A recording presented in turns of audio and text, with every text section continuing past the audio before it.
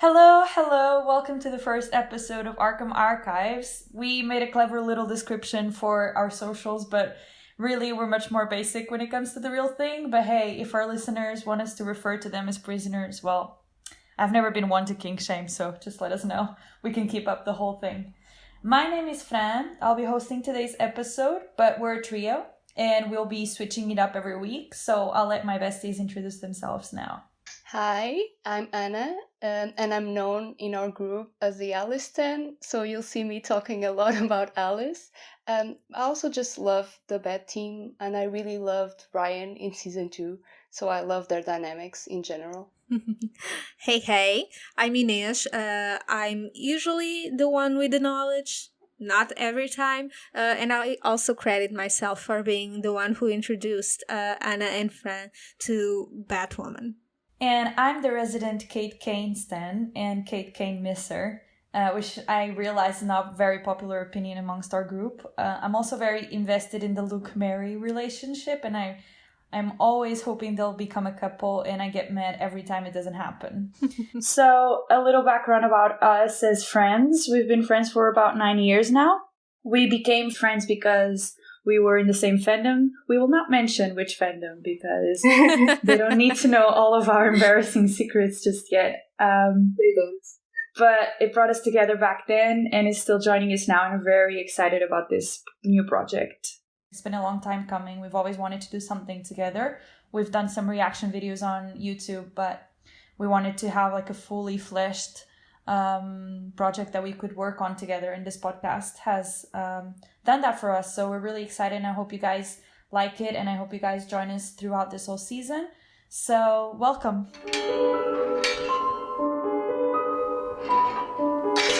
Let's get into the real thing. Season premiere, lots to discuss. We'll go through the ep chronologically, so I'll start right off. My first question is for Anna. Babe, did you feel represented by the Mad Hatter? Because I was watching the episode and everything I said about Alice, I thought like, this is Anna. This is how she speaks about her. Yes. I was so excited. I was watching him and thinking, I love him. Like, how do I sign up for his fan club? Like, we could both run Gotham and brainwash everyone to love Alice and think she's not that bad. I was on his side. Ines, what did you think about the Mad Hatter? I mean, I have to agree. For a crazy person, he made some pretty solid points. I mean, it takes one to know one. I think everything he said about Alice was pretty valid. He understands that Alice is a product of the things that happened to her. Yeah, we'll touch on that a little bit later as well. Yeah. He sees her not as redeemable. He sees her as a hero of sorts. I think it's a great testimony to the show and how it keeps showing Alice as a redeemable character without ever actually giving her the chance to improve, you know. And without the characters themselves giving her that chance. So I think the Mad Hatter was, or Mad Hatter Jr. in this case, was very based in what he was saying. I felt like the Mad Hatter was such a stand-in character for everyone that defends Alice, but almost in a slightly offensive way, because obviously he's a psycho, and he was very interested in causing harm to people, but it's just the things that he was saying were really, really funny, because I was like, is this how we sound? Because then he had like all the posters up in his wall, and Free he had Alice, all the memorabilia. Hashtag Free Alice. I don't even know if that was something that came up during the hiatus. Like, Ines, you'll have to fill me in on that bit, because I don't know if it was a hashtag or a movement or something that was in the fandom. I actually don't think so. I mean, I think overall the fandom has a nice reception of Alice, but I think most people at least understand she's a psycho, so they love her despite it. One thing is morality in real life, and another obviously is morality in television and in movies. And while morality in real life is very important, it can make for a very boring viewer experience. So I think we all want Alice to go back to... I feel like that's Kate shade. I promise it's not. But I think we all are very excited to see Alice out and about again, even though we know she probably doesn't deserve it and should stay locked up in Arkham. But it's just fun. Something that I thought was really interesting was obviously both the Mad Hatter and Alice are not good people, so to speak, or they want to cause harm to others, and they do, and they're not so remorseful about it. But when the Mad Hatter forced Mary to speak at a graduation, and he had her say a bunch of things about how the medical system works in the US, or whatever fictional country Batwoman is set in, she did say then that he was saying some rightful things and that they should stop calling them crazy lunatics. And then I think is it Ryan or Sophie that goes, even Alice? It's one of them. I think towards the end of the episode when Mary was giving her speech, like you said. But yeah, even Alice, and I think that's going to be a very important part of this season, with the characters actually coming to terms with Alice being a product of her experiences, and that them being forced to work together is going to show them that side of Alice, the redeemable side of her, the little girl who deserves to have someone fighting for her.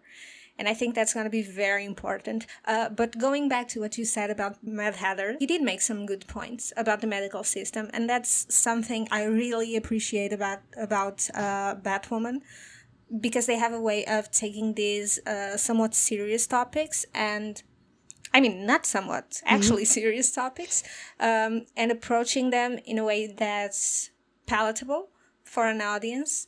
And not just that, but I mean, most of the villains in Gotham are people who were wronged by the systems that were supposed to protect them. And I think that's very important, and especially in this episode, it was very eye-opening and enlightening to see that the writers continue to be aware of that with the villains that they put into the show, because even the Mad Hatter Jr. as a villain is a victim to something else, It's very interesting to me to see the show approach these topics. Yep, even with Alice, I think they overlook, like, during the seasons, what she went through. Like, she had to create a whole fictional world just to cope with being locked away.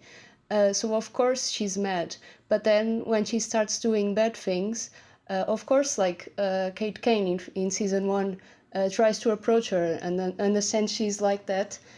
Because of what she went through, but no one really tries to help her. Like, she does one bad thing, and it's like, Alice can't learn, Alice is evil, blah, blah, blah. And then in the second season, it was even worse. Like, I think she really went rock bottom. It was really a bad season for her. So now she's kind of beyond repair. And they're just locking her away like she's a lost cause, and you never do that. That's bad on Gotham that they're doing that. Yeah, I feel like Arkham is really the most obvious failure in terms of how you approach mental health, because it's literally like a very outdated model of mental health hospitals. But how much do we want a superhero show that we watch for fun to go into these issues? Because we did speak about how heavy-handed their approach to social issues was in season 2. Like, it was really cool because it's a mostly black cast, and it worked really well because obviously the Crows have been shit since season 1. It wasn't something that it just happened in season 2, and the police has been shit as well.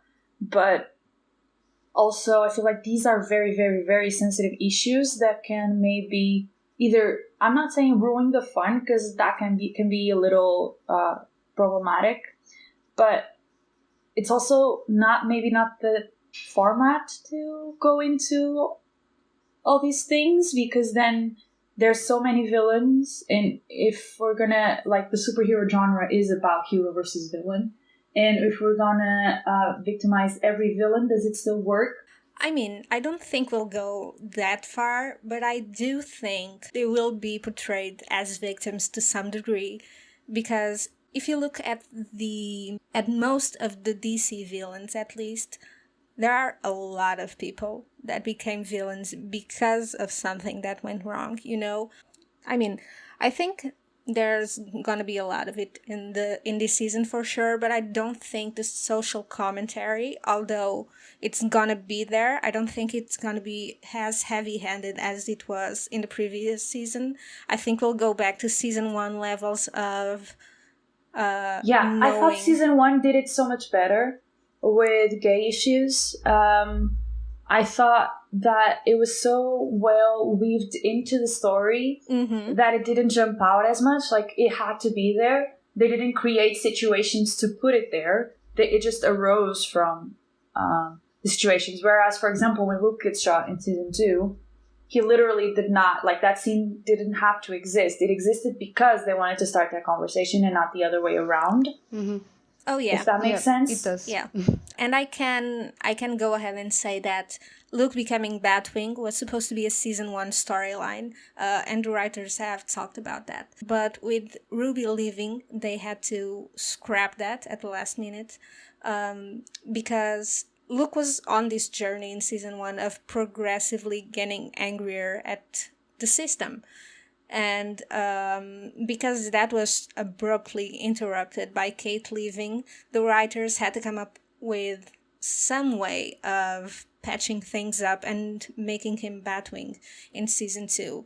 And I do agree that didn't happen as well as it could have.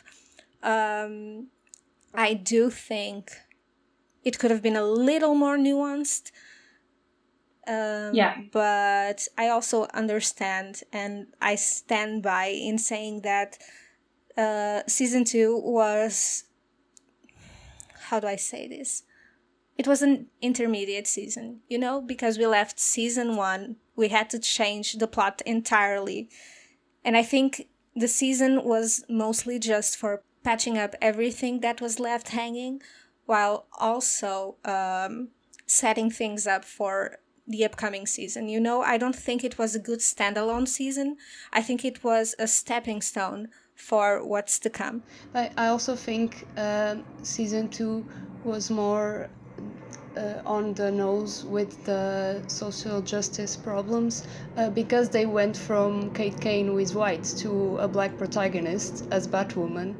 Yeah, no, for sure, because Ryan was Batwoman. And I feel like the way that they did introduce Ryan worked really well with commenting on race issues when it comes to authority. And it's kind of cool also that Luke plays I prefer to be very polite and respect authority, not create any problems, and he still is the one who gets shot. Yes. So that parallel worked really well. It just needed to be more, I don't know, like Tavaroff as a character was really like, okay, he's just here to be a piece of shit. Yeah, exactly. I feel like it could have been a little bit more grounded. Yeah, I mean, I like that they got Javicia for this role. And like you said, it opened a lot of new possibilities. But I think that, you know, with everything that was going on, with having to figure out the Kate Kane storyline and wrap it up, I think they kind of slacked a bit on everything else, and that's why it came up so, I mean, not forced, but heavy-handed. Okay, but now let's get into fun things. Let's talk about Sophie's thought era, because I'm very excited about this storyline. It's the storyline I'm most excited about, probably. I am a Sophie simp as well as a Kate Kane misser. I am also a Sophie Kate supremacist. But I'm gonna have a lot of fun with seeing Sophie being proud and just exploring her sexuality, because obviously she was married to a dude for 3 years or whatever. I must imagine that marriage to be very, very boring I don't think anything was really happening in bed for them. But we were talking about this yesterday. I think season 2 was missing some of the sexiness that made me love season 1 so much. I thought it made Batwoman stand out from most other superhero shows on broadcast TV. I'm not talking Netflix, because I know Netflix had the Marvel Defenders and stuff, especially because the hero was just fully making out with girls every other episode. Like, not just kind of looking at them funny or, giving them a kiss. It was fully like, okay, I'm taking off your clothes. And I thought that was awesome. And that's something that made me really love the show. So I really hope that comes back this season with Sophie. Maybe Ryan could get some of that action too, because she is the hero. Let's hope. And I feel like it needs to be more obvious. Yeah, like it needs to be more obvious that the hero is a lesbian. Like, I know she had the whole Angelique thing, but they barely even kissed. Let's make it as obvious as possible, because it is a really powerful message. Mm-hmm. I mean, season 1 got the Arrow treatment, I think, with the protagonist, in the sense that Kate Kane was treated like every other DC protagonist, We saw Kate in a light that we often see male protagonists in terms of her sexuality. And I think that was very important for season 1. I hope we see more of that this season. Like you said, hopefully with Ryan as well, because she's our protagonist after all. But I'm happy with seeing Sophie in this light after she spent so long repressing things. It's a hot girl summer, or a hot girl fall. Hot girl fall. Hot girl and fall. she and she has the right to live it, During the first 2 minutes of this new episode, all I could think of was good for Sophie, even though I wish that was Ryan, I feel like there might be a drunken one night stand in the future for them. Yeah, I was watching the episode and I was thinking, they're making this really clear. Like, Wildmoor is not just a crack ship. Like, they're making them really close. And I don't know. I would say the CW, sure. It's not, like, they wouldn't do it, but this is Batwoman, so I'm hopeful. They had that line about when she was like, Ryan Wilder, you've never been this interested in my dating life. Exactly. I was like, oh, okay, we're going there. Honestly, but then they switched the subject like instantly. Exactly. Like, the next line was about something else, and I was like, okay, what was that? It's just hints. It's all about the teasing. Exactly. Why'd she use her whole name? Like, hello. What was the point? What was the point? Teasing? Though, that scene was very funny, because when Ryan told Sophie, I take it you and Kate are not happening, all I could think about was, be careful, Ryan, you almost sound interested, And then Sophie went ahead and said that part about, I think this is the most interest you've shown in my love life. And I was like, oh, so we are going there.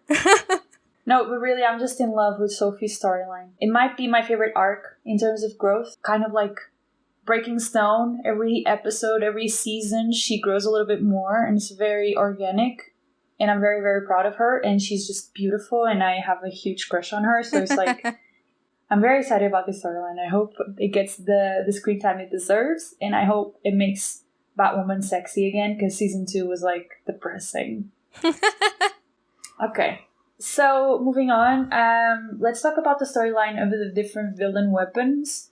I'm not a DC expert at all, but even I got really excited with the name drops and the Easter eggs, and Inez, you're going to be working overtime this season to spot all of them. For sure.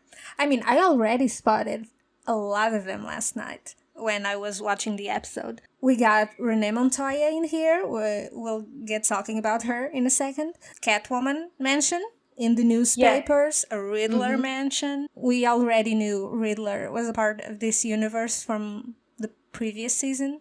We know Killer Croc is going to be in the next episode. Yes. Poison Ivy is going to play a part. The Penguin, I think, will be one of the villains we see this season. I mean, I'm very excited. We are going through Batman's gallery of rogues, pretty much. Yeah. And even though we might not get the original characters most of the time, we're getting like these wannabes.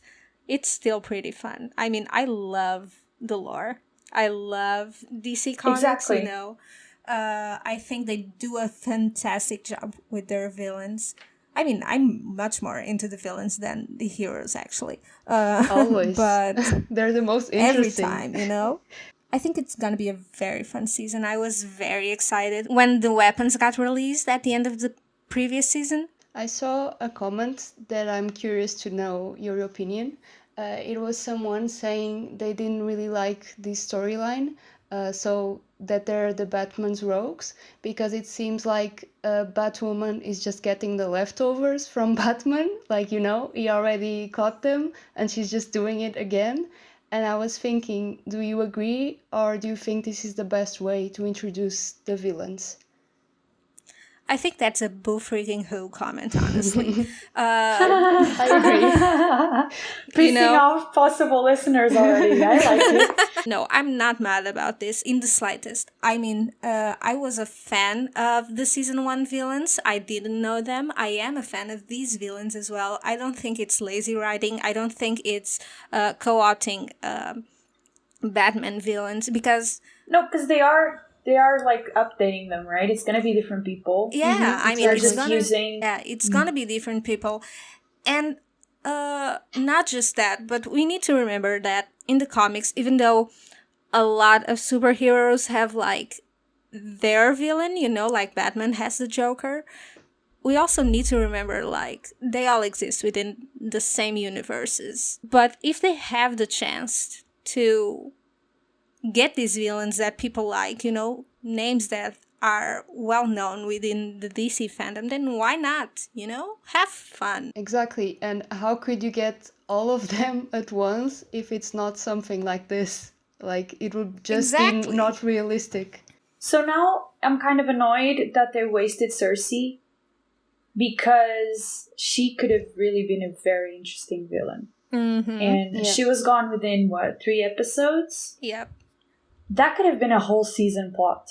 Like, easily. Getting through to her and making her realize she's Kate. Having the hero of season 1 be the villain of season 3, like, wouldn't that be so cool? Yes. It would have been pretty nice. But now that we're talking about recycling villains, when Cersei could have been such a Batwoman. So Batwoman through and through, because she is Kate Kane. Wouldn't Wallace want to be in the show? Oh, she would. What happened there? Like, why did they dismiss that storyline so quickly? I think Wallace did want to be in the show, and there has been quite a few fandom drama about that. That I'm honestly not getting into, because I think a lot of the people, not everyone, obviously, because I was also a part of the group of people that wished the show could have found a way to work with having both Kate and Ryan on the show. I think that would have been a possibility. But I also think a lot of people who wanted Wallace to return wanted so for the wrong reasons, personally. But I do agree with you that it would have been a pretty interesting season. I was actually very pissed that the show discarded Kate so quickly after we spent a whole season. Yeah, because they could have given her the same. They could have given her the same resolution at the end of season 3. Just make her a villain for all of season 3, and break away very slowly, and not do the whole snake bites vapor thing that they did. Yeah, and then at the end they couldn't have 2 Batwomen, so they would be like, okay, Kate is going on a trip around Europe to find herself. I hate that in shows. It happened in the other show we watched, The Bold Type, and it's the worst thing, like them going away to find themselves.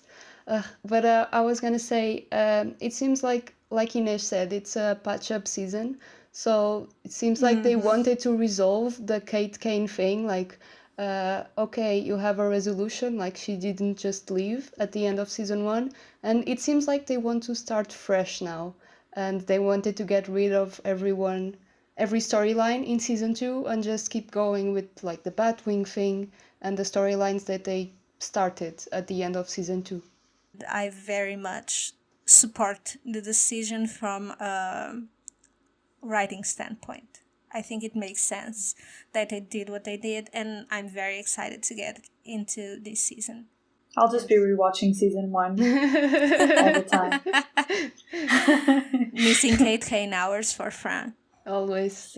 Back to the Easter eggs. You mentioned Montoya. I have no idea who she is. I know who Jim Gordon was, and I know they mentioned him. He's he dead in the Batwoman universe? I mean, He's I'm retired? gonna assume it's one of the two, because, you know, they mentioned that Batman created his little trophy case like 20 years prior. So I'm gonna assume Jim is either dead or very much retired by now. We as viewers know Renee Montoya most recently from the Birds of Prey movie. Right. I knew she was familiar. Okay. Yeah. She has been, of course, a part of the DC universe for quite some time. And fun bit of information, Renee Montoya was Kate Kane's love interest for a brief moment in the in the comics. So, but with the age difference too? I'm not so sure about that, because I think Kate was older in the comics, if I'm not mistaken. I could be wrong. That. I could be wrong, but yeah, she was her love interest in some of the comics, and she even worked as Kate's sidekick, Batwoman's sidekick, for a bit there. Oh, so Renee Montoya is back now. She's definitely not a villain. She very much wants to do what she said she wants to do this episode. She wants to take down the rogues, and her unit being called the Rogues Unit is very funny to me, because it's a take on Batman's infamous gallery of rogues, which is what we're dealing with this season. It's all these rogue characters who need to be stopped.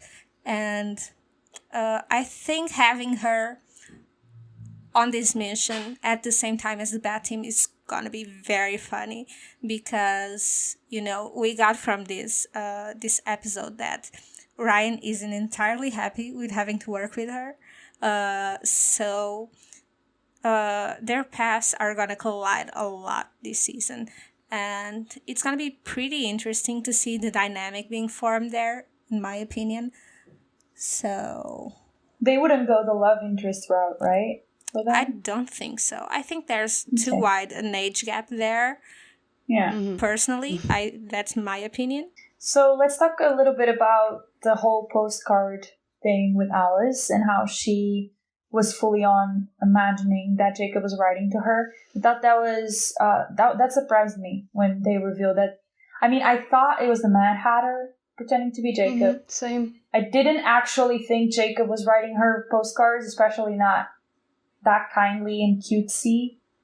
But I did not expect her to be fully on, like, just imagining things.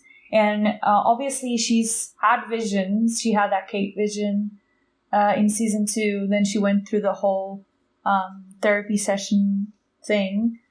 But we haven't really had her altering reality that much. Like, she altered her whole thing. She became Alice and she pretended this and that. But not to this degree of her just full on imagining things. So I thought that was really interesting. And I hope they're not going to just leave it there, and I hope they're going to continue with maybe, like, her psyche, I think, has gone through severe trauma to the point where her perception of reality can no longer be trusted. I don't know if they're going to continue that storyline or just leave it there. I think it might have an impact on the plot. Like, I'm not sure how, but because she's going to be helping Ryan now, I don't know. I'm seeing some misunderstanding, or her, like, going on a mission and seeing some villain she doesn't like, or she needs to save someone and then she sees Jacob, and when he's not there, something like that. I think they're hinting at that, and I hope so. It's going to be a painful season again for Alice. Yeah. But I think it makes sense. Like I said, she hit breaking point. Like, she let herself be soft, and she got hurt again. So now she's completely at the bottom. I really hope they keep exploring that and don't leave it at that. That would be cool if they use that as an opportunity to address how kind of ruthless Ryan can be towards Alice. I personally saw the whole Jacob's postcards not being real thing from a mile away. I mean, I went through the same steps as you guys with thinking someone was conning her first, only then to realize that her mental health issues were influencing the way she sees things and that she was hiding away in her little fantasy world again, basically to just not cope with the reality of her father not caring much about her. But I think getting that confirmation is kind of good at the same time because, we saw a moment there in Ryan when she realized that Alice was imagining the postcards where Ryan kind of hesitated on how to deal with her. I think that's going to be a big part of this season, just them being a little more sympathetic towards Alice. I think we'll talk about it a bit later, about the Ryan and Alice dynamic, but I really hope Ryan learns to trust Alice a little bit, because I think Alice is just tired of being let down by Ryan, because it's always the same thing, like, oh, we need you, Alice, and then she promises something and then she lets her down, like, every time. I mean, not just Ryan, but Kate did the exact same thing. Exactly. Everyone uses Alice when it's convenient. Hashtag give Alice a break. See, you are the man hiding. Exactly. It's very morally corrupt of our heroes to use a mentally ill person when it's convenient to them. I just have to say that. Going into the Bat team, we haven't talked about the three of them much as a team. Let's go. Something that I thought was really cool in this episode was the parallels between the three of them when it comes to their families, because obviously Mary was struggling with not having any actual blood family there for her at the graduation. We had that scene where she was looking at the other student with her parents. And we also had that scene where everyone leaves her at the end of the party, and she's I think she says, I'll just be here drinking alone or something. It's like the word alone was very much used by her. And then also the whole storyline about Ryan's mother, and we had that conversation between her and Alice at the prison where she's literally like, I don't need family, I have my friends. And then also, obviously, Luke's whole plot about preferring to die and be with his dad at the end of season 2 instead of coming back to his found family, so to speak. So these are 3 moments of people kind of realizing that maybe just their found family is not enough. And I think there's a tension building between the 3 of them a little bit. Like, I don't feel them as close as they used to be, especially after the Luke death plot kind of thing. I just think that it was really obvious in this episode. I have no idea if they have plans to carry that on. You never know, you know. I think there's room for that, for sure. I hadn't even thought about all the examples you just mentioned, but they make a whole lot of sense. I also had something on my notes about the found family trope, and it's funny that we did not comment this episode with each other before this, but we pretty much have the same talking points. But I do agree that it was interesting and quite sad to see, especially with Mary at the end of the episode. I think that was very evident. I hope the writers actually delve into it this season, because on the one hand, we do have the found family trope and them being there for each other. I mean, everyone showed up to Mary's graduation, and they are there, but are they fully there, you know? I think they all just had a lot of loss in their lives, and they're still kind of processing that. Obviously, Mary with her mom, and now Luke now has a lot of memories of his dad present with the suit. And I think it's that they need the family, but also they're still processing the pain. I think it comes down to whether they're gonna share Because right now, Ryan is fully keeping the whole mother storyline away from them. Exactly. Luke is not talking about his feelings enough. Neither is Mary. So if they do keep being silent about these things, I think they might grow apart. I think it might break the Bat team. And I think that would be really cool. I think they might go their separate ways. They've been a really strong unit for all of season 2. It was really cool. The way they became friends, I thought that was really organic. But also they're very recent friends, especially with Ryan. I don't know, it could be an interesting storyline. I love angst, so I would be down for that. I hadn't considered it, sure. but that's interesting. That would be a different dynamic that they would have to work through. Yeah, I'm up for it. They've had disagreements in the past, so if things start piling up on top of each other, like Mary repressing her feelings about people leaving her, and Ryan keeping secrets, and Luke also keeping secrets because the suit keeps failing because of him, actually.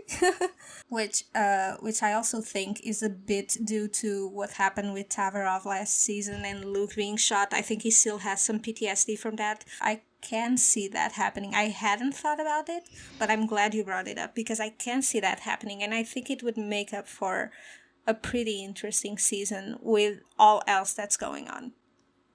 Okay, so finally you have to talk about the Batwoman and Alice team up. So I want to know your thoughts, your prospects, your theories about how this is going to work. I think it's what we said before a little bit. I think Ryan won't trust Alice still, but I think she will need to. Otherwise, it's gonna go wrong in some way. But also, I don't want them to end up in a friendly way. Like, I don't think they will. Like, Ryan still hates Alice. But I hope their dynamic changes a little bit. I think that would be interesting. Because we had the same Ryan doesn't trust Alice, Ryan betrays Alice storyline like a lot of times. So I hope we get something different. Yeah, them being forced together it's gonna bring a lot of new stuff to their dynamic. I remember the meme we saw a while ago about their get along shirt. Yeah. And I think Renee's gonna be I think Renee's gonna be a big part of that. She's gonna force them to actually work together to accomplish whatever they have to accomplish. And I think that's gonna force Ryan to start seeing Alice in a different light. Also, it would be kind of cool because we don't talk enough about the fact that Kate and Alice lost a mom. Yeah. Mm-hmm. We always talk about how they lost each other. And we always talk about how Alice lost her dad. But we don't talk about the fact that they both grew up without a mom. And so did Ryan. So could that be a bonding window for them to talk about Ryan's mom? Because Alice knows she's alive, and I know she's going to continue to bring it up because she keeps doing it. Yeah, I would love that. Yeah, I have to reel this conversation back to Mary and Alice, though, because we haven't talked about them a lot today. We've been wanting to see that dynamic blossom ever since the first season.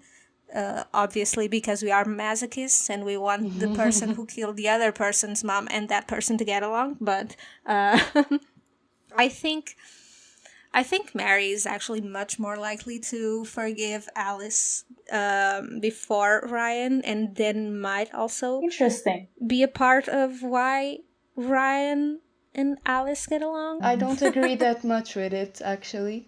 I don't think Mary. Hot takes. I don't think Mary will forgive her faster than Ryan, because Ryan will work with her. So, like Fran said, they'll probably find some common ground, while Mary just has all this hate against Alice. And no, I don't think Mary. I think there will be development, but it's not going to be easy. And I see Ryan getting along with Alice faster than Mary. I think Ryan has proved herself to be a lot more stubborn than Mary is. And that's why I think Mary will get around to it first. Also because her father asked her last season to keep an eye on Alice and please try to bring her back. Is there anything else you guys want to add? I mean, it was pretty cool to see Luke in the Batwing suit, and I like that the show took some time at arriving to his nickname. Mm-hmm. Also, yeah, that's funny. I think they missed the mark on doing a Luke, I am your father joke with the helmet. Perfect. I really think they could have done that, but anyway. I expect it's gonna be interesting to see Luke's progression this season, and I'm very, very excited for it. I love Luke. I think it's his time to shine now. Knowing what we do know right now, what are your main hopes for season 3? In terms of what you really want to happen, especially to your favorite characters. I know I want Mary and Luke. I've been wanting Mary and Luke from Yes, the season I 1, still support. not happened. That's one of my main hopes. I also want a Sophie emancipation storyline. I think I'm going to get it. It's going to be really cool. As for Alice, I don't really know what I hope for her. I just want her to have some kind of happiness, I guess. Exactly, just 5 minutes of her happy. Yeah, I'm interested in seeing some team-ups. I really wish Sophie would end up as head of the GCPD, but I also think she might start running point at the Batcave now that Luke is Batwing, even though I'm not so sure how I feel about Sophie being benched. I think she would be a great addition on the field. We could have a Jim Gordon Batman situation with her and Ryan if we manage to get Sophie as the head of the GCPD. The head of GCPD isn't like the Crows. They have to be elected. Mm-hmm. They have to go through the election process, and her sexuality would come out. It would be cool if she chose this time around, unlike when she was in the military, to just probably be like, yeah, I'm a lesbian and I'm running for commissioner, and that would be kind of cool. Yeah. Exactly. As a roundup for her character. Yeah, it would be Exactly. a great parallel to show her development. And I'd love to see her sister again, because she's very Yes, involved with yes. political let's bring causes. back Sophie's sister. Let's bring her back full time, because like we're running out of characters. It's true. It's We true. keep losing characters. We know Poison Ivy is gonna stick around for a bit, because she's the only character out of the rogues whose casting they announced. So that has to be somewhat big for the season. I would love to see Stephanie come back as Batgirl. You know, I'm not permanently, but we had a cameo last season, and I'd like to see her again now. She could be part of Luke's storyline somehow. Yeah, you know, if the Bat team does split up, Yeah, she could appear for a bit. They only had half a second of romance, and that was it. Okay, so before we end this podcast, we have to do a little shout out to the people who made it possible. So I'd like to thank the girls over at the Hosey Show for giving us pointers on how to get the whole thing going. Also, our great friend Liliana, who helped us with the social media designs for the podcast. And of course, our little family of friends. We are once again not gonna mention the fandom that brought us all together, but just know we appreciate all the support, and we can't wait to have some of you, hopefully all of you, pop up in the podcast every now and then to drop some cameos. hot takes. Thank you so much for listening to our first episode of Arkham Archives. We'll be back next week going through some more case files. Thanks for joining us. I hope you liked that. We have a lot to talk about. We are very well known for never shutting up. So join us next week and the week after that and the week after that, and let's have a great season of Batwoman. Hell yeah. Thank you, girls. Yes. Thank you. Bye.